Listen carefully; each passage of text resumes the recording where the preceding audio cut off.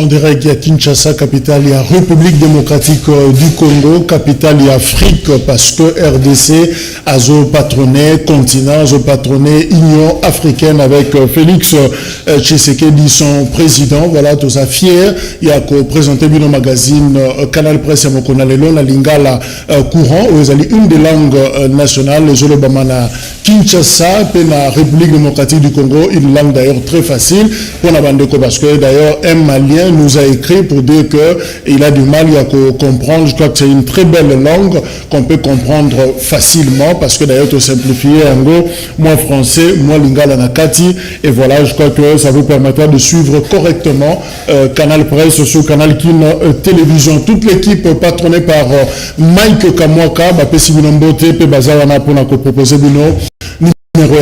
Breaking news, procès 100 jours en appel.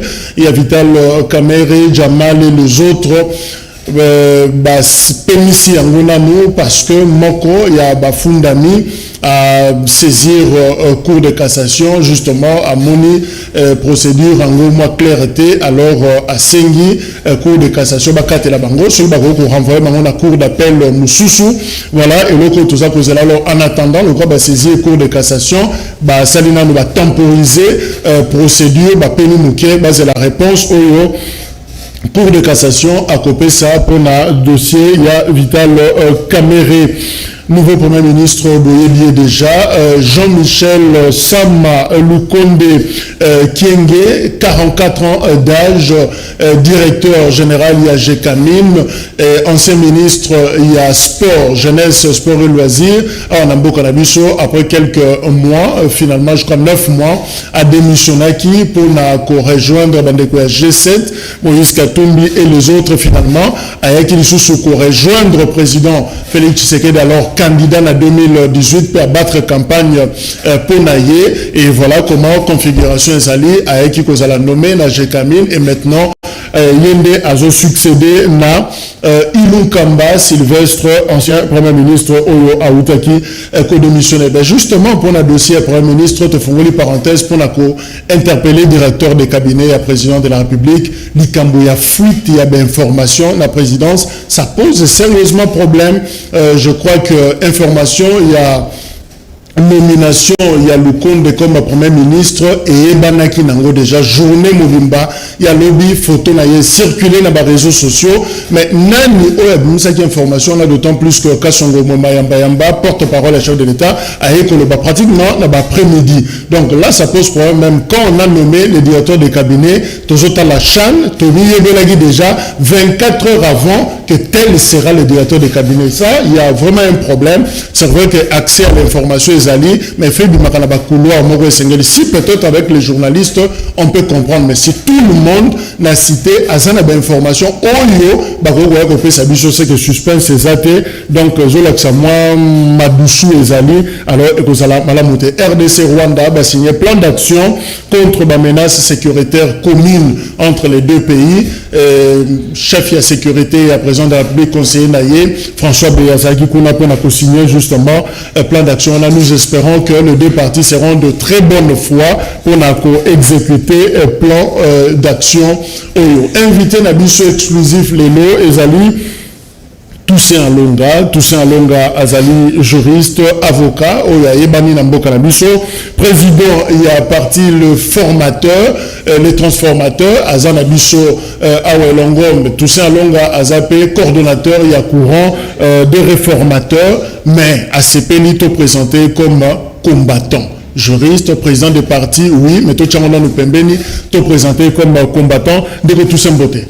Mais tant que vous assumé, présenté comme combattant, au fait, au niveau de Banini, ça veut dire quoi exactement? Non, c'est tout simplement parce qu'il y a des situations où il y a une opposition. Je suis resté honnête et loyal. Naboya Kabila en amont comme en aval. Jamais na se compromettant. J'écris na ba valeur au Tshisekedi de Terrabiso. Na combat. Étienne Tshisekedi bien sûr.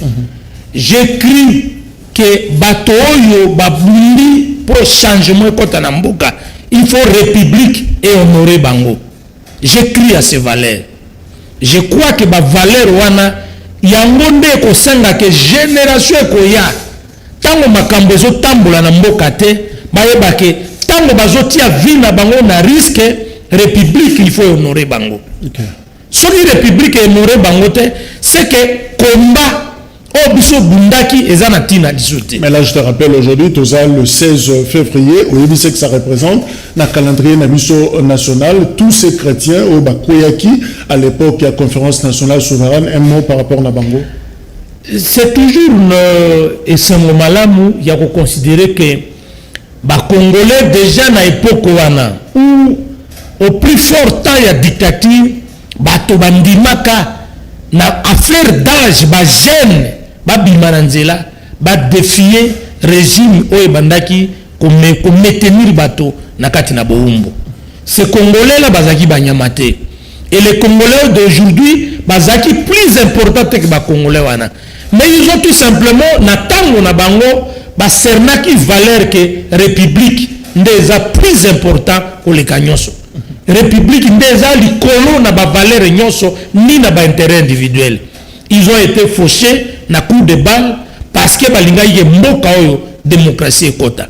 Et ce combat-là doit continuer, quel que soit le prix, parce que biloko oyo to bundisaki yango to koyiko ndimate ezonga flatterie politique oyo esalaki ke mboka ekota na 50e étage ya sous-sol et comme kozonga lelo. Ok, muto flatter muto. Ça dit quand tu regardes seulement la télé, ngana ndaka émission, vous savez facilement dire celui-ci c'est un flatteur.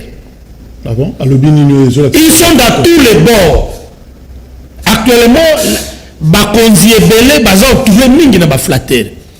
Les hommes honnêtes, les hommes ngai naza na avantage que toute ma carrière politique na bundi yango pembe ina IDPS et na ko croire na ba prédication ya Tshisekedi wa Mulumba. Ce qui fait que conviction politique na ngai et kokai kozala attaché te na ba pourriture parce que j'écris à un homme qui est resté un homme de valeur jusqu'à dernier jour nae. Moi je crois que lelo comme benga Tshisekedi c'est to ko ndimela Tshisekedi to ko croire na ba valeur nae et ko kozali shu na maloba te. Il faut qu'on ait un comportement de valeur na bateau bazomidenga ba combattant. Vous n'avez pas un comportement de valeur, taisez-vous, combat au bandai kolobeza ya pamba. Nous n'avons pas combattu pour multiplier ma veste. Pour combattre pour que Congolais oyo azana fait fort ya kibandangulu a se retrouver na kati ya mboka nae. Valeur la liberté. Essentiellement, on a la capitale, même na ba étendinyo sur la République démocratique. Tout ça, le combattant, est-ce que Oza peut se sentir oublié, les lots, j'allais dire gâteau, au fait, na moment oyo, lutte Etienne Tshisekedi pratiquement, atanayo, oyo est commis et éli les lots, est-ce que Oza monde en tant que combattant, énergie ne se douce qui, on dirait que, bah, ignorer un mot? Non. Nga na combattant qui pona ba valeur. La valeur est universelle. Comme Bimaka le 16 février, ils ne peuvent rien revendiquer. Mais ça un enseignement que l'Union est servi la cause utile. Membre de la famille, il devrait être aussi important peut-être dans l'avenir. Mais ils ont accepté d'affronter les canaux de Mobutu na Tangwana. Ce n'était pas en vain. Surtout qu'on insistait dans ma cambo etali valeur. Car je considère que biloko mosusu to condamna ki yango et comme il se répétait dans comportement il y a les mêmes acteurs politiques ça nous n'allons pas accepter. À part flatterie biloko na tineni susu. Na koyi ko yebiso eloko moboy. Quand tu prends la composition politique ya lelo, ce sont les mêmes qui reviennent dans ba casquette mosusu. Na ba casquette mosu bazongi na opeso exemple kaka union sacrée union sacrée za composé na bato baza sérieux ba escroc politique na ba flatteur politique Bon, évidemment, tout reçoit temps, il y a que le Union sacrée, tout fait maintenant moment, tout le actualité, nomination, il y a Premier ministre, lobby, tout le qui déjà Combo, Jean-Michel Sama, le Condé, Kienge, 44 ans, ancien député, ancien ministre de la jeunesse, sport et loisirs, PDG, il y a Jekamine. Est-ce que chef de l'État m'a tenté de la Premier ministre, est-ce qu'il y a coûté la mécanisme à la population, est-ce qu'il y a vraiment population comme bon, je voudrais d'abord, avant de féliciter le promis Premier ministre, Naïbaye comme ministre et député d'abord, et puis comme ministre et sport. Je n'ai pas trop de connaissances sur lui, mais je constate que c'est un jeune qui a milité. Aujourd'hui, il y a la tête, il y a gouvernement, grande responsabilité. Tout ce que nous pouvons faire, c'est de lui souhaiter un bon vent, peut toujours croire qu'il sera dans la mesure, il y a des tentes, il y a des Congolais. L'air n'est plus, il y a des blagues, ni il y a des misements, encore moins, il y a des excuses. Nous sommes fatigués de des excuses, nous voulons des résultats.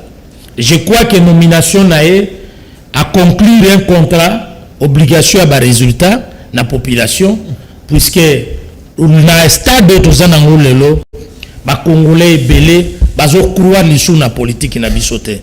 Ils croient que la politique réellement est un instrument où il faut changer vie na bango. To féliciter, to ko le nécessaire pour tout sungai de sorte qu'il a réussi. Alors justement, vous souhaitez bon vent.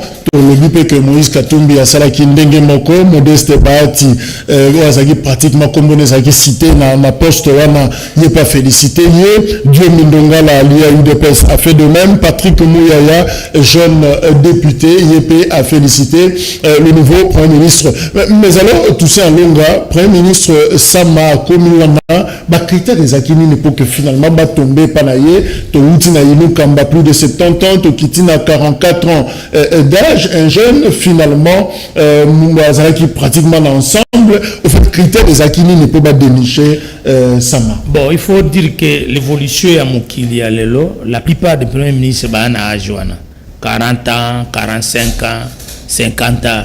Iloukam Bazaki, l'un des plus vieux, le dernier plus vieux premier ministre à Tigalaki. On a monde des Akiye. Donc, il n'y a pas vraiment. L'histoire en comparaison à Ajinae, comme surtout que fonction en énergie, mais il y a cartouche résultante et calcul politique. Mais ce n'était pas vraiment pour nous rencontrer pour ça à la population. Nous considérons que dans le jeune âge, l'énergie à Zanango, il se donnera utilement pour répondre à ma préoccupation.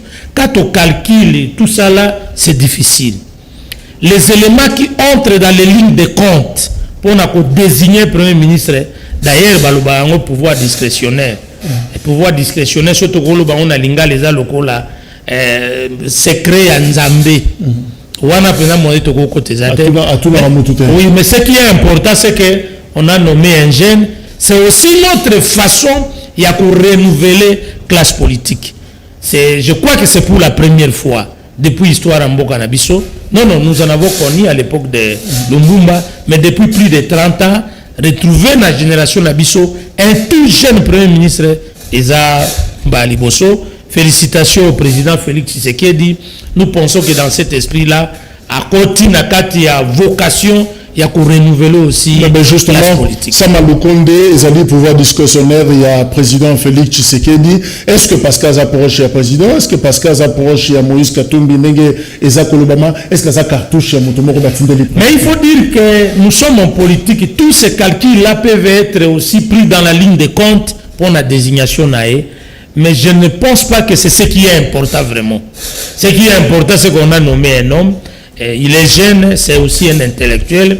Il a un cursus. Il faut le soutenir, l'aider de manière qu'il a réussi. De manière qu'il a réussi. Les calculs politiques, en tout cas dans la politique, il y a toujours les calculs.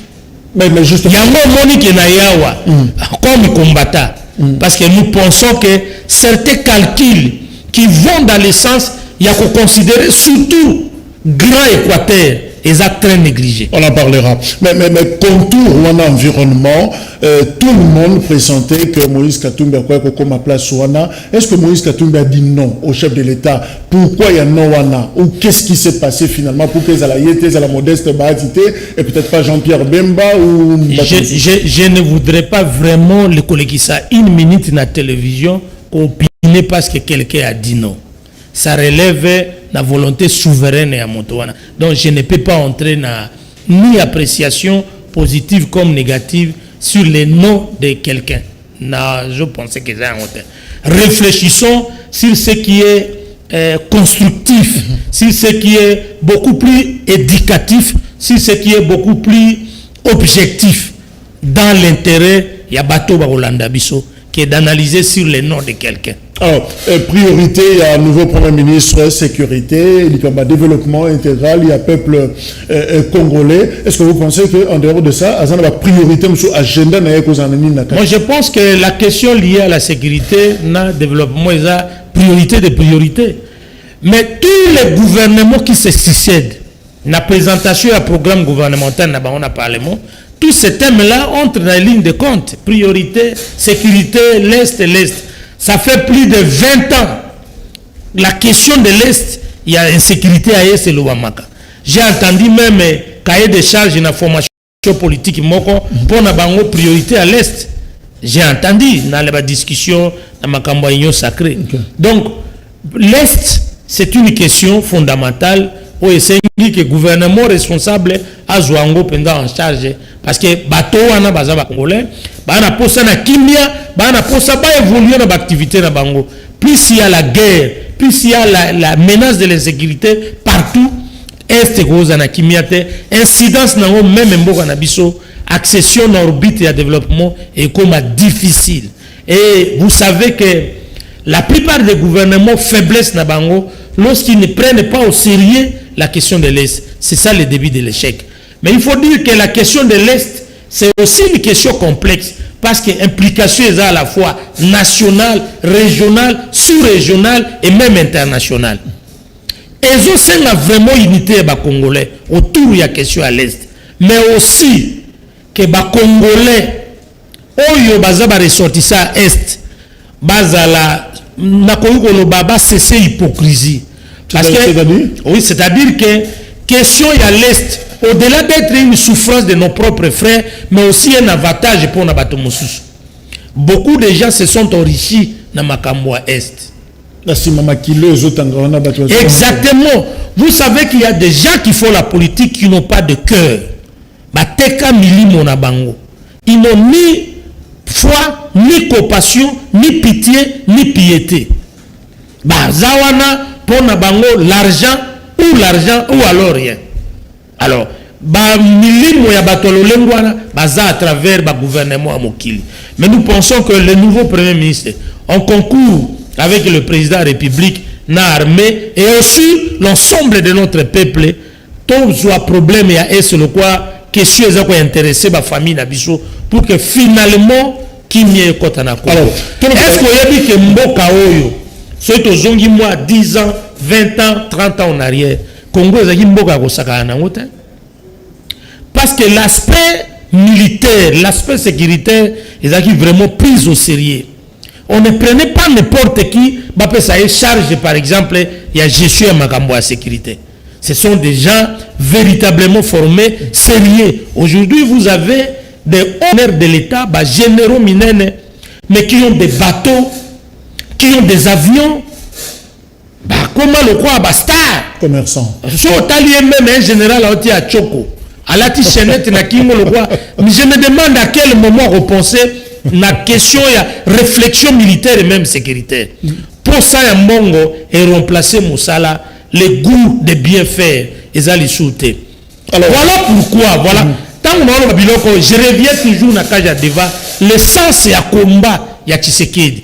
C'était de transformer des Congolais, Congolais, comme véritables citoyens au bazo zoa ba question d'intérêt national en charge de tout ça longa tout le bel comme composition et gouvernement mais avant tout kota je crois que le premier ministre s'est prononcé qui lobby na monaye après une nomination à lobby à privilégié et ça sera une équipe réduite très réduite parce que vous avez beaucoup c'est par rapport il y a Oezala qui liboso à Rozoba jeune à Rozoba maman bah pour faire partie et équipe on a est-ce que tout ça longa vous avez ambition dans ce sens soit intégrer le prochain gouvernement? Mais je ne peux pas cacher na sali politique en 1990 j'ai commencé à militer à l'université à côté de l'IDPS bien d'années je suis resté combattant pour une cause juste.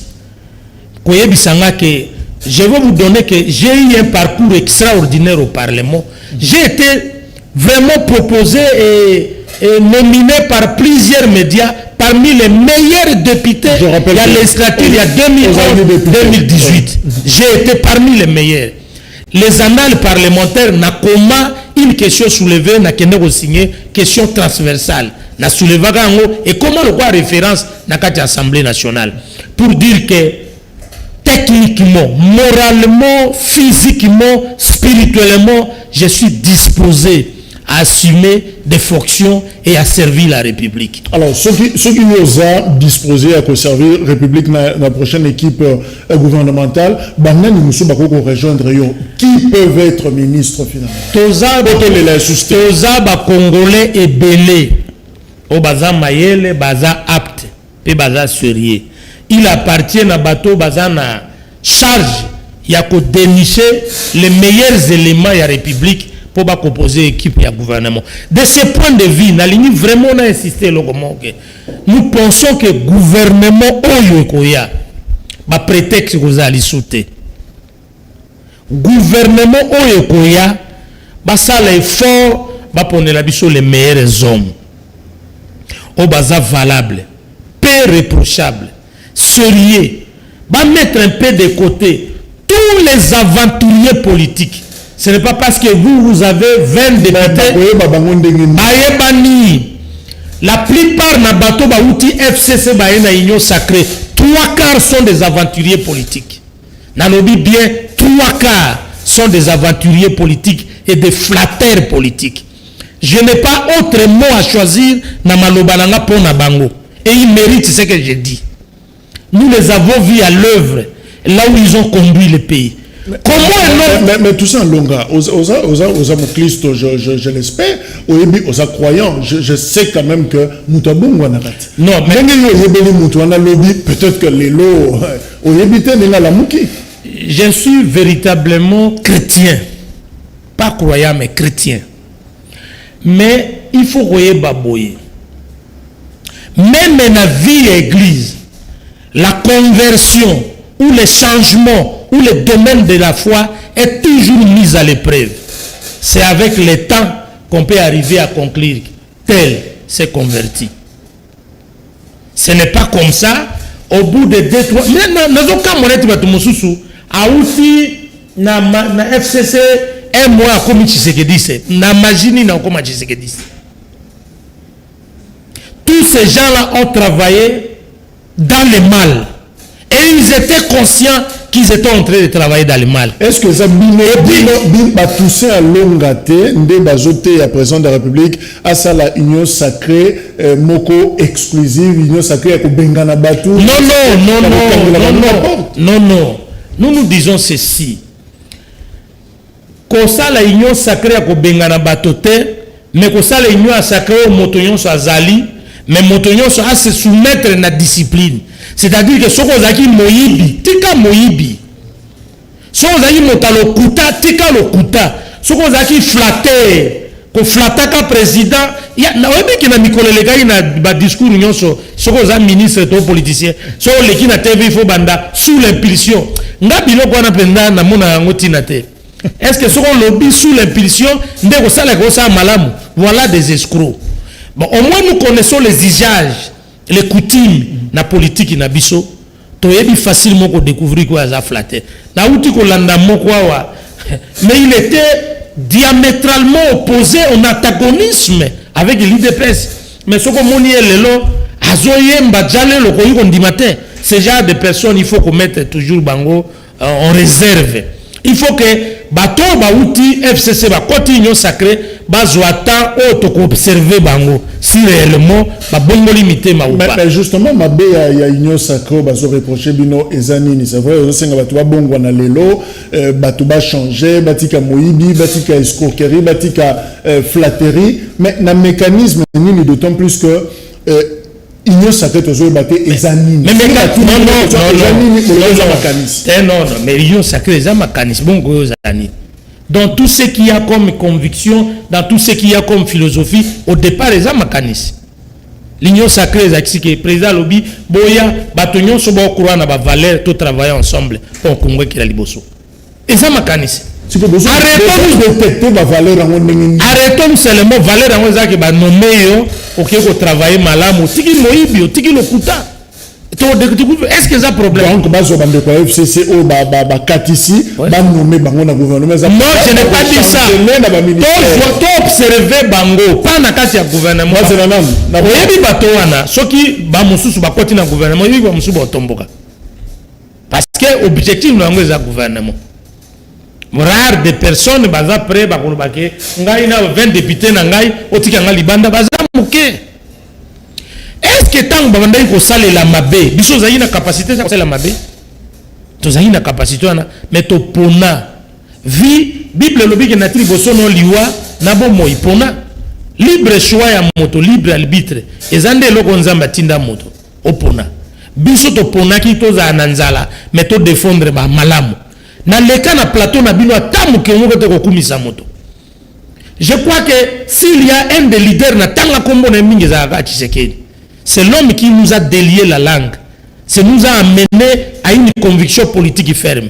Mais je crois que soutenir quelqu'un ne veut pas dire forcément qu'autant qu'on est toute la journée. La prochaine fois, je n'ai pas dit ça. Je n'ai pas dit ça. Les prochains gouvernements, il faut prendre en compte les Congolais nyoso. Mais des Congolais sérieux, valables, pour na changement ya Congo. C'est tout ce que moi nous demandons. Ce n'est pas parce que vous avez trop flatté. Les cas de TV 7000 fois, la rappelez phrase Moko. Oui. Félix Tshisekedi est une opportunité politique pour le fondement d'un État 2019. Exactement. Voilà la vérité. Jamais. Jamais la France. Non, il faut y baquer. Ngai na ko battre campagne pour la Félix Tshisekedi na joa ta un frère motote na salango na ba maigre moyen na comme avocat. Est-ce qu'on peut flatter quelqu'un avec ses propres moyens? De deux. Nous ne savons même pas qu'il allait devenir un jour président de la République. Nandima na momo azana pasi. Oh batu musu ba yeba été. Mais c'est à ce moment-là que ton dimaï et nous sommes restés fidèles. Ngana on sala tête na joa musala. On sommes na changer conviction nga. On a modifié la conviction.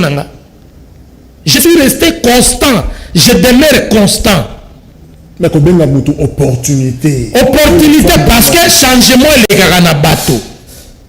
Et les Karanabanzete na bateau. Les meilleurs hommes qui ont amené les révolutions, bazaba être humain. Par eux, révolution, changement et Kotanamboka. Si nous l'avons considéré comme opportunité, je crois qu'il faut hier démontrer qu'il y a réellement opportunité pour Namboka. Mais et là, on Félix Tshisekedi assez dur.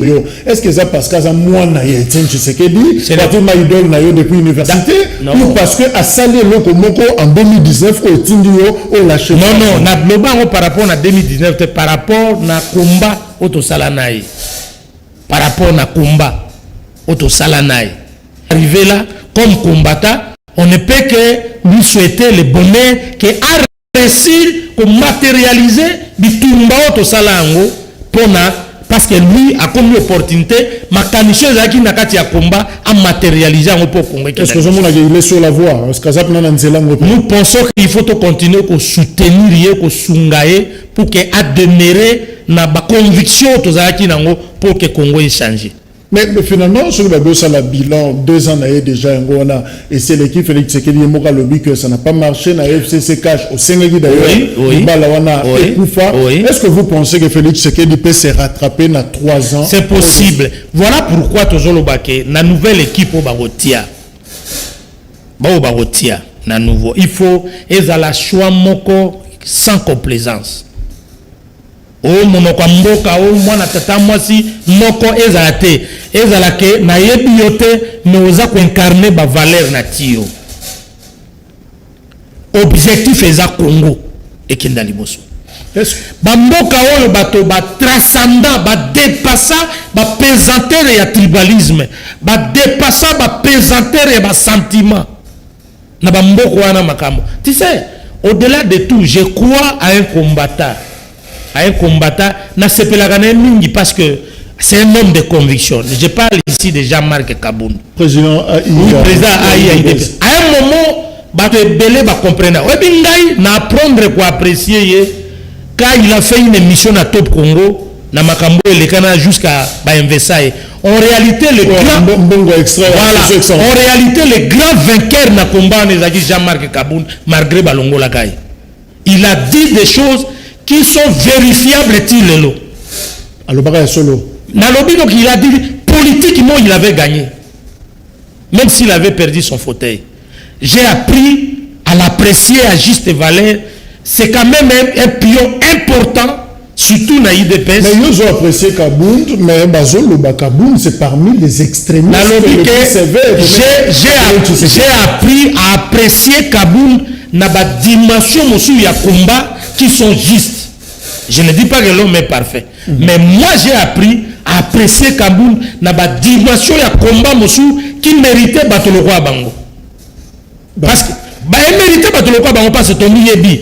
Les Congolais sont fondamentalement hypocrites. Ngana croya na Tshisekedi.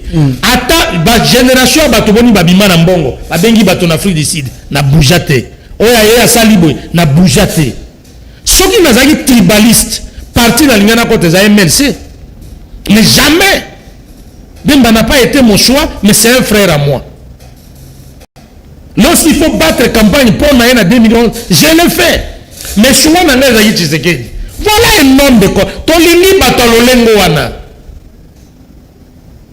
Voilà ce que les Congos ont besoin d'amour. Est-ce que trahison trahison. Au trahir bande konaote. Quand mon frère a été arrêté, au moment où il a passé dans la chaîne, il a défendre ma position de droit. Parce que je me sentais aussi dérangé comme frère. Mais je le défendais. Mais les choix politiques, ça relève d'une conviction personnelle. Vous comprenez? Soit politique et zélo comme sous. Mais lorsqu'il faut soutenir rien, il faut soutenir rien comme frère. Mais le choix politique, c'est un choix nangai. Tshisekedi Mouamulumba est et restera jamais leader nangai. Le loso tout à tout le pour la union sacrée. Il y a des reproches à formuler également dans l'union sacrée parce qu'ils ont composé na bateau. Est-ce que vous pensez après partage de portefeuille na gouvernement soki bato basangani pona bolambu ba continuer mais so basangani pona mabe ba panzana. Je pense que l'union sacrée a créé pour Nabolam. Ok. So basangani pour Nabolam. Je pensais. Non, je crois na au président lobby et je crois que ma candidature est noble pour Nabosa Bolam. La frustration vous a arrêté. Mais parce que mais il faut y baquer. Non, d'abord frustration est arrêté si ka batu bazali. Netingai nde nazawa politiquement nazo croire te na biloko mususu par exemple. Le grand Équateur a toujours été négligé. 18 ans règne à Kabila, c'est que les Bangala ont réussi à Fimbo. Comme si le Grand Équateur banamaye les Bazate. Ceux qui travaillent, ceux qui sont ministres, en quoi ils sont plus importants que nous? Et Kabila, dans la politique, il ne prenait que des flatteurs, des arrivistes. Mais qui n'ont pas de vision pour aider même les frères. Je rappelle que ça, originaire de Mongala, au fait, le problème dans le Grand Équateur, tout le Belengo, de Toussaint Longa, c'est parce que Bondi Manakate. Le problème est quelle influence est ça? Non, opportuniste, escroc politique, ils basent partout. Baza mon Équateur. Non, bazar dans la province Nyoso. Opportuniste, aventurier politique, arriviste, bazana ba province Nyoso. Même na Grand Équateur bazali. Mais il y a aussi de bons éléments basés dans la province, même dans le Équateur. Préoccupation nangai comme combattant, Ezali, va considérer les bons éléments à Grand Équateur. Dans la période. président. Non, il y a parmi les bons éléments. Non, il y a parmi les bons éléments, les bons exemples à Grand Équateur. Biso ton dimanzala, ton dimanche souffrance pour te combattre en fait que ma valeur et comme ma mentalité il y a ba congolais. Ton dimanche, on n'a jamais trahi ma conviction politique na biso. Jamais. Ngai n'a trahi ça te. Na tikala ferme tilelo. Vous comprenez? Alors, lorsque ce qu'on joue même dans espace linguistique, 4 espaces linguistiques, vous avez le Kasaï qui a un président de la République, vous avez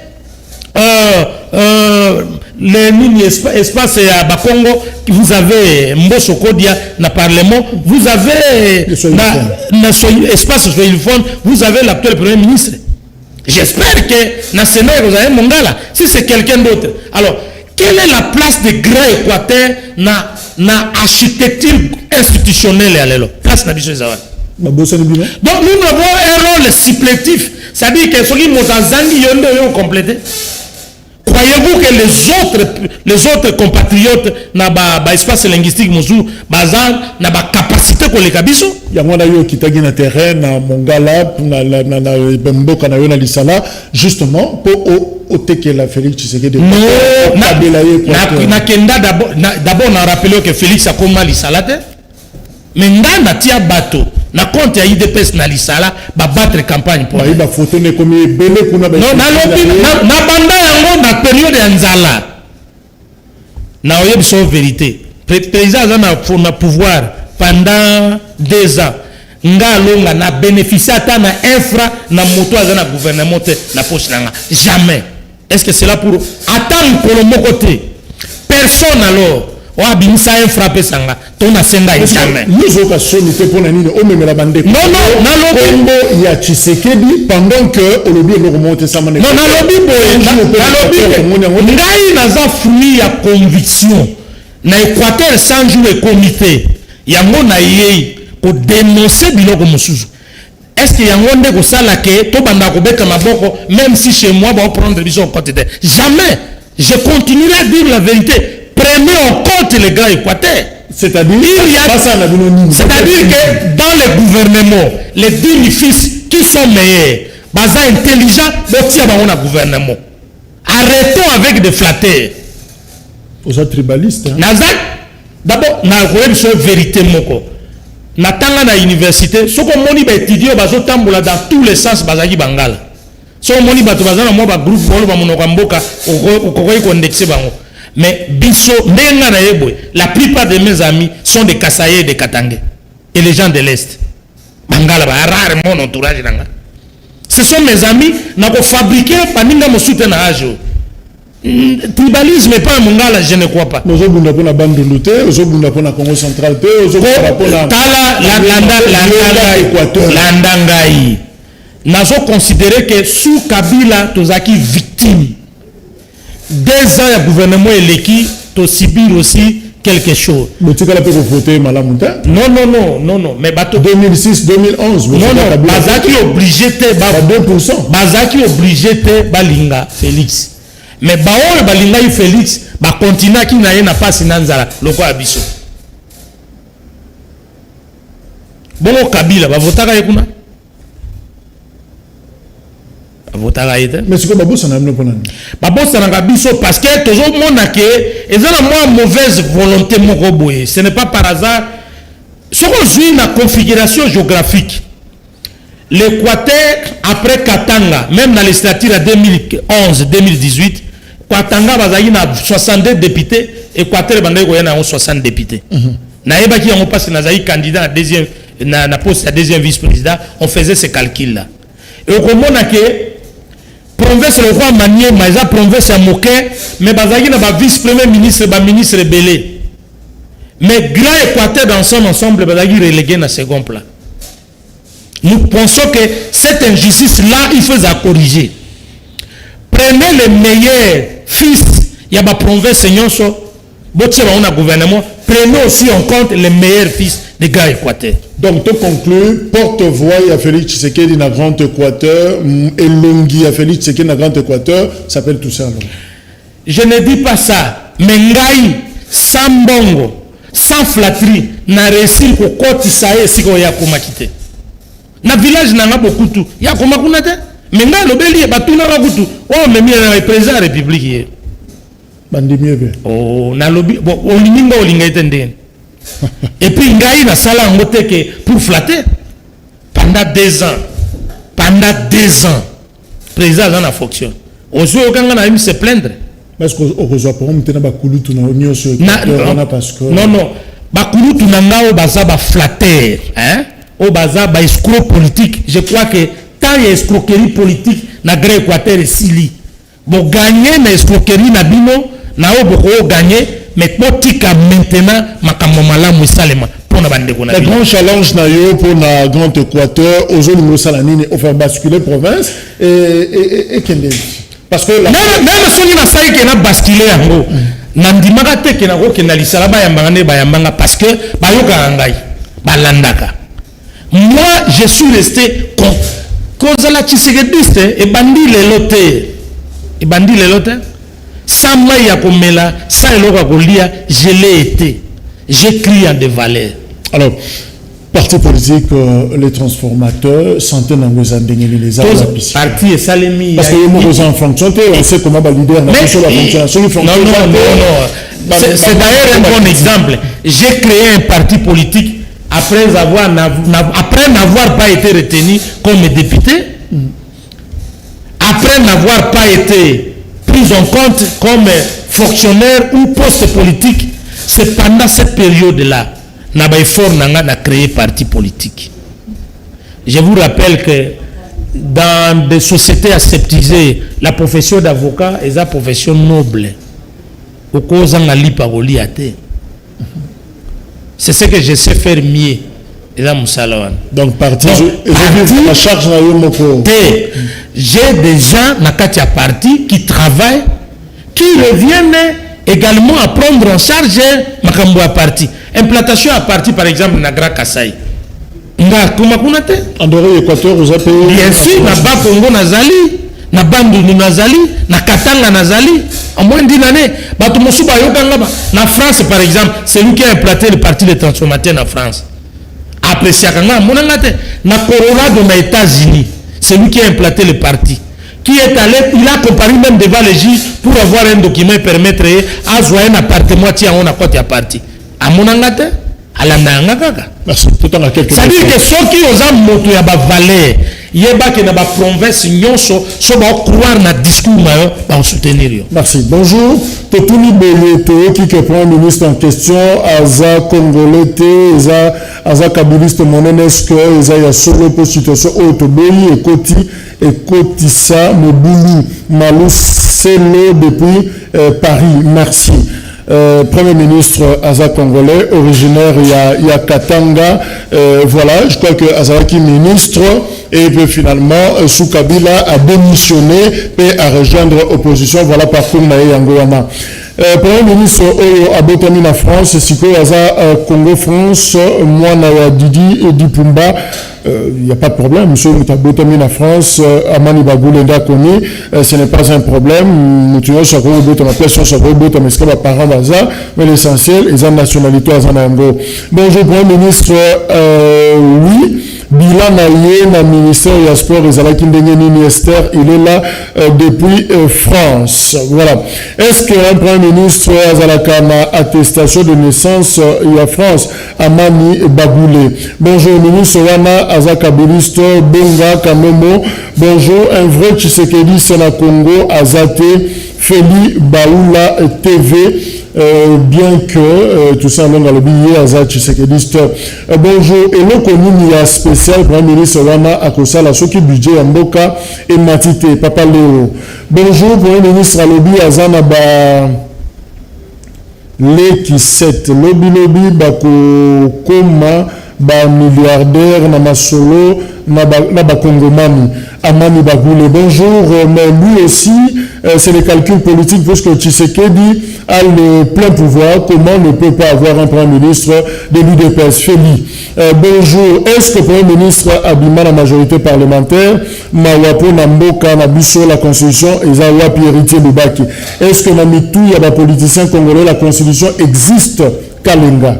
Bonjour, 85% des politiciens congolais, voilà, 6 phrases étaient, sont à l'objet à noter. Bonjour, le Premier ministre est là et le peuple congolais souhaite ardemment d'avoir un gouvernement de moins de 25 ministres, vice-ministres, une réduction sensible de leur train de vie. Joël Ramazani, depuis Belgique. Bonjour, Tolembi, Binenyos, Kolemba Congo, pardon.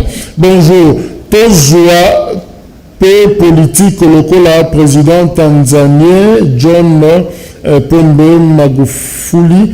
Voilà, je n'ai pas compris. Et là, on a le bas. Bako Panzana, Tango ya Bakozwa, Poste T. Voilà, on va s'interroger ceux qui ignorent ce que Panzana T. Dans le moment, il partage à Poste.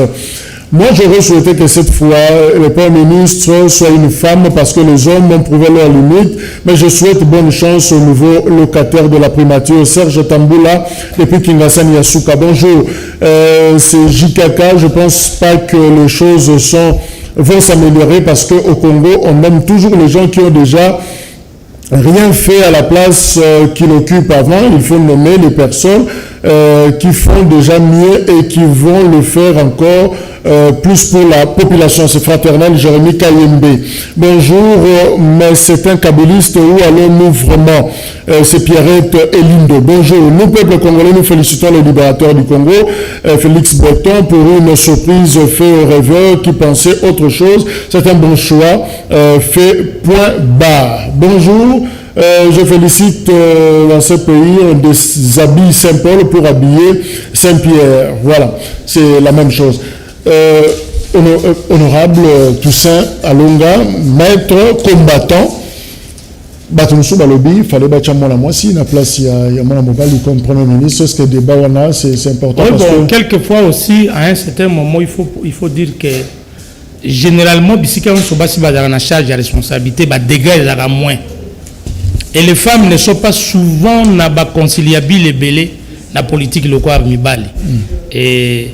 Et par rapport à Nango, avoir aussi un Premier ministre, ouais, à moi, si c'est valable, ce n'est pas un problème parce que le plus important, c'est même les Congolais solutionner le problème.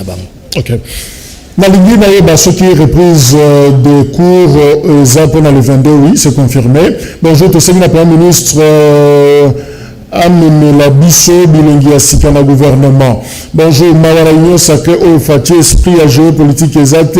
Nous les Mécongo, nous sommes marginalisés. Merci na Fati, mais aïe bake na tango ya Kasavubu à Saki Batu na province, à Saki Batu la province Nyonso. Bonjour, Yango, Toussaint Alonga depuis Azote le député à comment Moutou a eu des pêches vraiment son il n'a pas politicien la biso inconstance politique à Zobuka Mwengi Mawa Naye tout ça longa aux en a eu des pêches aux en a les transformateurs.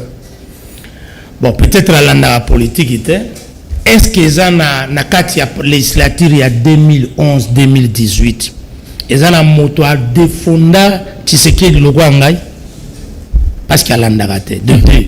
J'ai milité depuis 90 à l'université Tilelo. Na auto créé parti nangai il y a une année et demie à l'actualité de 2. Na 2018 nazaki candidat na liste ya IDPS na Mwamba à la actualité de 2. Ils pensent vraiment que nga joie ba fonction politique mais na vivre comment? Bah, tu connais la hypocrite, hein? C'est pas bien. Non, les gens. C'est la poste. Non, les gens sont véritablement hypocrites en politique et pas nous donnons notre position. Quand nous avons dit non à Kabila, nous l'avons fait jusqu'au bout. Toi, si mes positions n'abisso. Versatilité est bien. Comment, au bout de 5 ans, Motomo a retraversé 3 zones politiques? Comment? Alors, conclusion, finalement, parce que tu as commis la souka émission, tout ça, longa. Conclusion est que le nouveau gouvernement qui arrive, la constitution d'ailleurs le prédit, principe, il y a représentativité, il faut ça là. En termes équilibrés, na ba province les 26 provinces qui composent. La province Moussouba na un simple vice-ministre. Et d'autres provinces bazanango 4, 5, 10 ministres. Pourquoi? Et si vous considérez même en termes il y a démographie, la province Moussou est pesée en termes de population. On va tenir compte de la géopolitique. Il faut tenir compte de tout ça là. C'est une exigence constitutionnelle. Il y a le principe de l'équilibre et le pouvoir. Au niveau, il y a un espace linguistique. Il faut que les 4 représentants aient 4 espaces linguistiques. C'est-à-dire que nous pensons que dans le Sénat, nous aurons un membre espace linguistique lingalaphone. Ça, c'est fondamental. En politique, il faut toujours tenir compte de ça. J'ai l'impression aussi que la frustration, il y a Bakatanga, est beaucoup plus choyée que d'autres. C'est de là qu'il y a la velléité,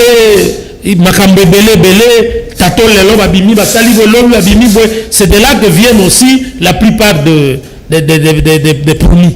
Ils ont servi plus que les autres. Ils ont toujours été servis depuis plus de 20 ans.